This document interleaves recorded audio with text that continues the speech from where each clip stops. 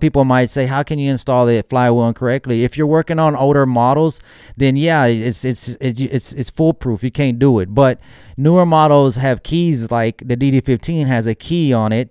Then if you don't time it correctly, then you're throwing everything pretty much off. The reading on the sensor that's on the flywheel, you throw the engine timing off, and you can actually cause damage. So we've already seen this twice already. I can imagine how many people are doing this across the nation. But this is why I explain experienced shops.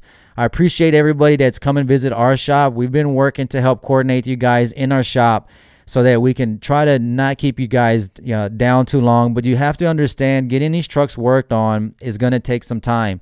If you have a repair that's maybe been very problematic, a truck that's probably seen the shop a few times, be prepared to get that truck checked out